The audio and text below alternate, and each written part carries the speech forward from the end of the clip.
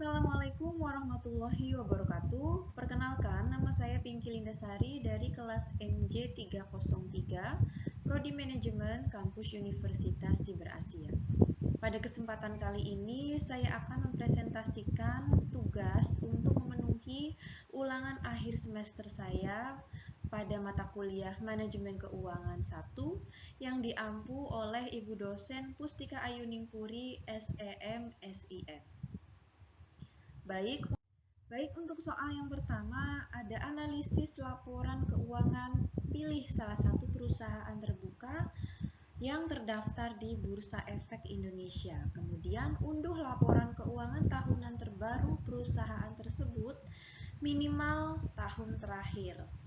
Lebih baik jika menggunakan 2-3 tahun untuk analisis tren. Kemudian kerjakan tugas berikut. Yang pertama, identifikasi perusahaan. A. Sebutkan nama perusahaan, sektor industri, dan tahun laporan keuangan yang digunakan. B. Jelaskan secara singkat ruang lingkup bisnis perusahaan tersebut. Kemudian saya menjawab yang pertama, identifikasi perusahaan. A. Nama perusahaan, sektor industri, dan tahun laporan keuangan yang digunakan. Nama perusahaan PT Astra Agro Lestari Tbk. Perusahaan ini merupakan perusahaan publik yang terdaftar di Bursa Efek Indonesia dengan kode saham ALI.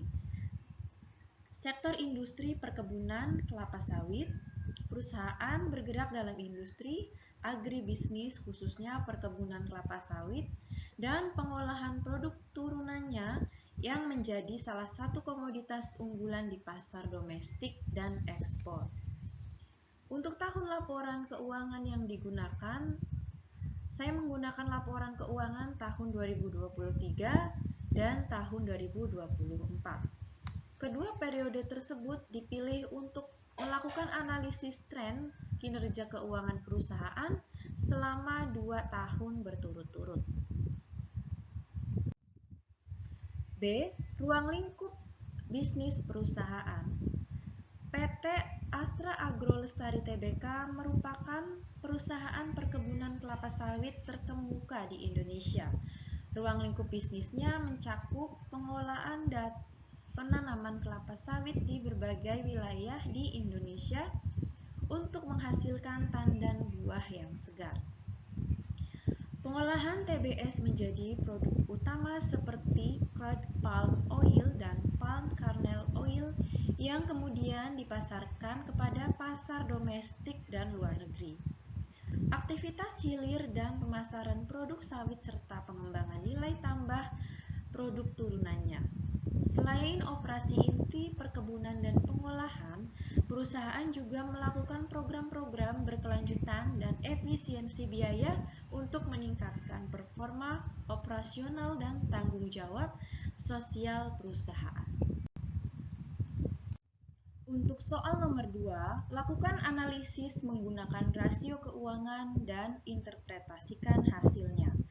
Analisisnya meliputi analisis rasio likuiditas minimal 2 rasio, analisis rasio solvabilitas minimal 2 rasio, analisis rasio profitabilitas minimal 2 rasio, analisis rasio aktivitas minimal 2 rasio. Baik, untuk menjawab soal nomor 2, yang pertama saya melakukan analisis pendukung vertikal dan horizontal. Analisis horizontal pada tahun 2023 dan tahun 2024. Laporan posisi keuangan neraca dalam juta rupiah. Di sini dapat dilihat pada tabel ada keterangan total aset, total liabilitas, dan total ekuitas. Pada tahun 2023, total aset 28.846.243. Pada tahun 2024, 28.793.225. Untuk perubahannya menurun sebesar 53.018. Untuk total liabilitas pada tahun 2023 sebesar 6.280.237. Pada tahun 2024, 5.591.163. Untuk perubahannya menurun sebesar 689.074. Untuk total ekuitas pada tahun 2023, 22.566.006. Pada tahun 2024, 23.202.062. Untuk perubahannya meningkat sebesar 636.056. Nah, pada total aset perusahaan tersebut relatif stabil, namun terjadi sedikit penurunan. Di sisi lain, liabilitas menurun cukup signifikan yang menunjukkan adanya pelunasan kewajiban. Ekuitas meningkat yang menandakan penguatan struktur permodalan perusahaan.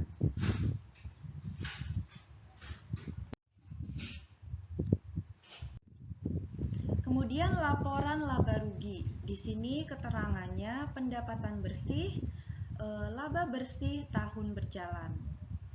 Pada pendapatan bersih tahun 2023 sebesar 20.745.473. Pada tahun 2024 21.815.035. Perubahannya meningkat sebesar 1.069.562. Untuk laba bersih tahun berjalannya pada tahun 2023 sebesar 1.088.170. Pada tahun 2024 1.186.783. Perubahannya meningkat sebesar 98.613. Nah, total aset perusahaan relatif stabil namun terjadi sedikit penurunan. Di sisi lain, liabilitas menurun cukup signifikan yang menunjukkan adanya pelunasan kewajiban. Ekuitas meningkat yang menandakan penguatan struktur permodalan perusahaan. Analisis vertikal atau common size untuk aset lancar 8.433.638 dibagi 28.493.225 dikali 100%. Hasilnya 29,29%. Untuk aset tidak lancarnya 70,71%. Untuk liabilitasnya 5.591.163 dibagi 28.793.225 dikali 100%. Hasilnya 19,43%. Untuk total ekuitasnya 80,58%. Nah, struktur pendanaan perusahaan didominasi oleh ekuitas, sehingga tingkat rasio keuangan relatif rendah. Untuk laporan laba rugi pada tahun 2024, laba bersih 1.186.783 dibagi 21.815.035 dikali 100%. Hasilnya 5,44%. Nah, setiap satu pendapatan menghasilkan laba bersih sekitar 0,054, menunjukkan profitabilitas yang cukup baik. Selanjutnya, analisis rasio likuiditas. Rasio likuiditas digunakan untuk mengukur kemampuan perusahaan dalam memenuhi kewajiban jangka pendeknya. Yang pertama, current ratio pada tahun 2024. Untuk total aset lancar sebesar 8.433.638 dibagi liabilitas jangka pendek sebesar 3.237.653, hasilnya 2,60 kali. Nah, nilai current ratio sebesar 2,60 kali ini menunjukkan bahwa PT Astra Agro Lestari Tbk memiliki kemampuan yang sangat baik dalam memenuhi kewajiban jangka pendeknya. Setiap kewajiban lancar dijamin oleh 2,60 aset lancar. Untuk quick ratio pada tahun 2024, total aset lancar sebesar 8.433.638 dikurangi persediaan sebesar 2.900.000 dibagi liabilitas jangka pendek sebesar 3.237.653. Hasilnya 1,71 kali. Nah, quick ratio di atas menunjukkan bahwa tanpa mengandalkan persediaan, perusahaan tetap mampu melunasi kewajiban jangka pendeknya. Hal ini mencerminkan likuiditas yang kuat.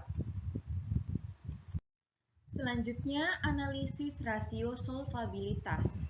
Rasio solvabilitas digunakan untuk menilai kemampuan perusahaan dalam memenuhi kewajiban jangka panjang. Untuk debt to equity ratio atau yang disingkat DER, total liabilitasnya sebesar 5.591.163 dibagi total ekuitas 23.202.062. Hasilnya 0,24 kali. Rasio ini menunjukkan bahwa struktur modal perusahaan didominasi oleh ekuitas. Ketergantungan perusahaan terhadap utang relatif rendah sehingga resiko keuangan perusahaan kecil.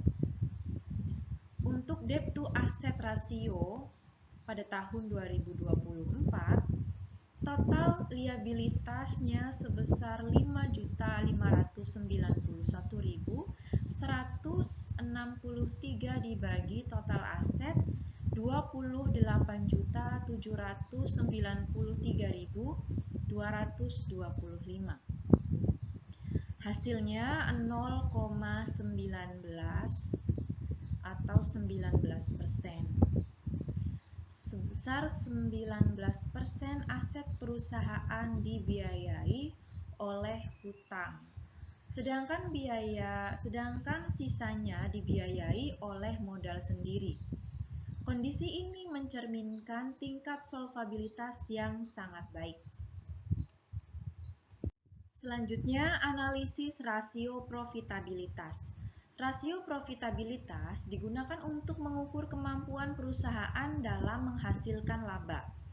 Analisis yang pertama menggunakan return on asset atau ROA. Pada tahun 2024, laba bersih sebesar 1.086.783 dibagi total aset 28.793.225 dikali 100%. Hasilnya 4,12%. Untuk return on equity atau ROE pada tahun 2024, laba bersihnya sebesar 1.186.783 dibagi total ekuitas 23.202.062 dikali 100%, hasilnya 5,11%. Nah, nilai ROA dan ROE menunjukkan bahwa perusahaan cukup efektif dalam memanfaatkan aset dan modal pemegang saham untuk menghasilkan laba, meskipun masih terdapat peluang untuk meningkatkan efisiensi. Selanjutnya, analisis rasio aktivitas. Rasio aktivitas digunakan untuk mengukur efisiensi perusahaan dalam mengelola asetnya. Total aset turnover pada tahun 2024 untuk pendapatan bersihnya sebesar 21.815.035. Untuk total asetnya dibagi total aset 28.793.225. Hasilnya 0,75 kali. Setiap aset yang dimiliki perusahaan mampu menghasilkan pendapatan sebesar 0,76. Hal ini menunjukkan tingkat efisiensi pemanfaatan aset yang cukup baik. Selanjutnya, inventory turnover. Rumus yang digunakan inventory turnover sama dengan hasil pokok penjualan atau HPP dibagi rata-rata persediaan. Rata-rata persediaan dihitung dengan rumus persediaan awal ditambah persediaan akhir dibagi 2. Namun, karena data persediaan awal tidak tersedia secara rinci dalam laporan keuangan yang digunakan pada analisis ini, maka perhitungan inventory turnover dilakukan dengan menggunakan persediaan akhir sebagai pendekatan atau proksi, dengan perhitungan sebagai berikut. Inventory turnover pada tahun 2024, 18 juta dibagi 2.900.000, hasilnya 6,21 kali. Nah, nilai inventory turnover sebesar 6,21 kali menunjukkan bahwa persediaan perusahaan berputar sekitar 6 kali dalam 1 tahun. Hal ini mengindikasikan bahwa PT Astra Agrolestari Tbk cukup efisien dalam mengelola persediaannya.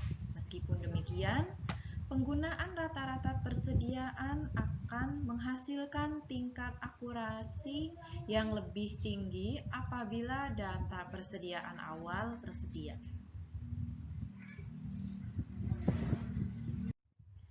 Untuk soal nomor 3, analisis tren atau tren analisis, bandingkan perkembangan rasio selama 2-3 tahun terakhir dan jelaskan perubahan signifikan yang terjadi.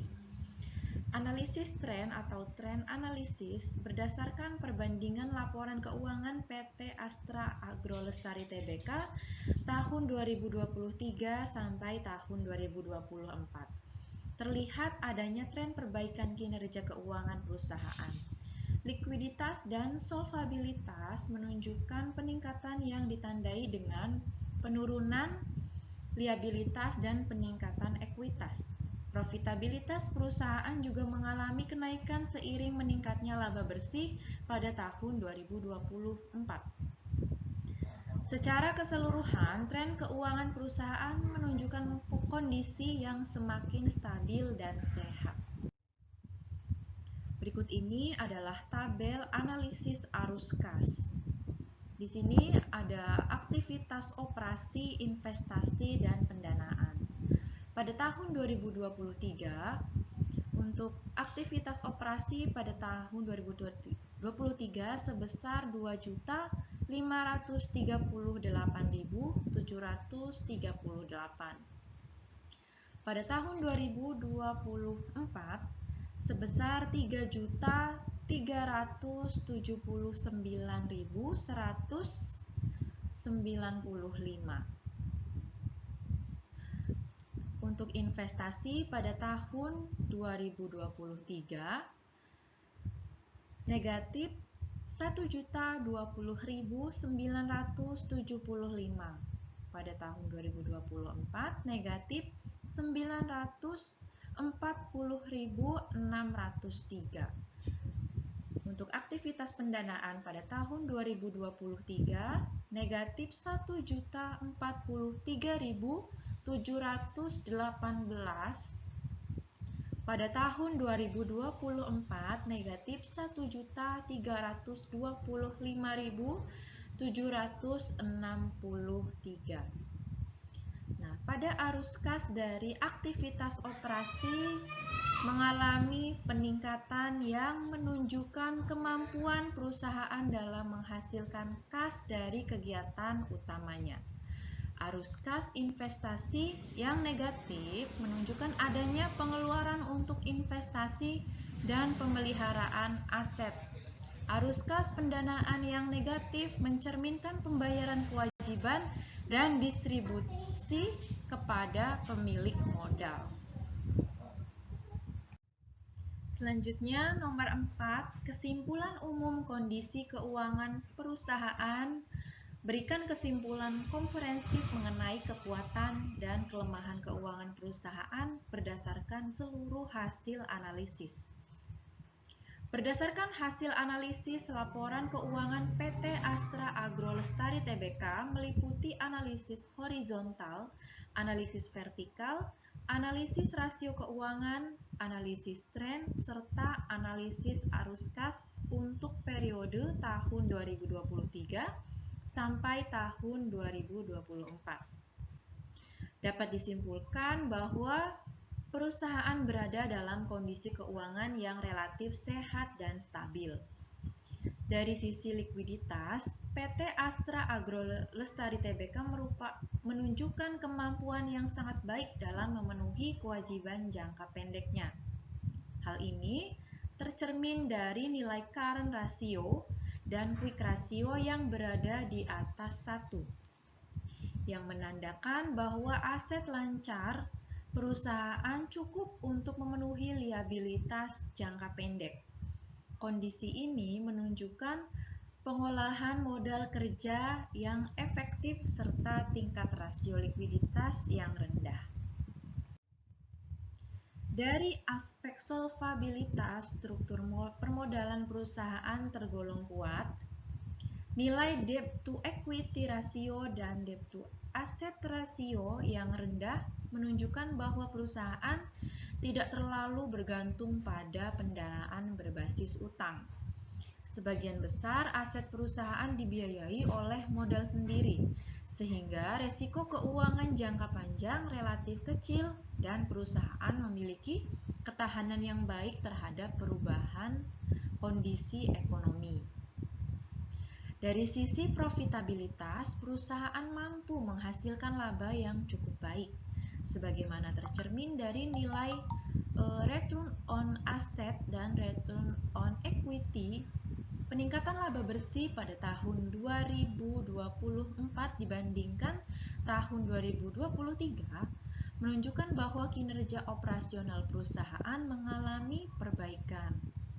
Meskipun industri perkebunan menghadapi tantangan seperti fluktuasi harga komoditas dan faktor lingkungan. Berdasarkan rasio aktivitas, perusahaan menunjukkan tingkat efisiensi yang cukup baik dalam memanfaatkan aset dan mengelola persediaan. Nilai total aset turnover menunjukkan bahwa aset perusahaan mampu menghasilkan pendapatan secara optimal. Sementara inventory turnover yang relatif tinggi mengindikasikan pengelolaan persediaan yang efisien. Berdasarkan analisis arus kas dari aktivitas operasi yang positif dan meningkat menunjukkan bahwa kegiatan operasional perusahaan mampu menghasilkan kas yang memadai. Arus kas investasi yang bernilai negatif mencerminkan adanya pengeluaran untuk investasi dan pemeliharaan aset guna mendukung keberlangsungan usaha. Sementara itu, arus kas pendanaan yang negatif menunjukkan adanya pembayaran kewajiban serta distribusi kepada pemilik modal. Secara keseluruhan, PT Astra Agro Lestari Tbk memiliki kekuatan utama pada struktur modal yang kuat, tingkat likuiditas yang baik, serta kemampuan menghasilkan arus kas dari aktivitas operasional. Namun demikian, perusahaan tetap perlu meningkatkan efisiensi pemanfaatan aset dan menjaga stabilitas laba agar kinerja keuangan yang keberlanjutan dapat terus dipertahankan di masa mendatang.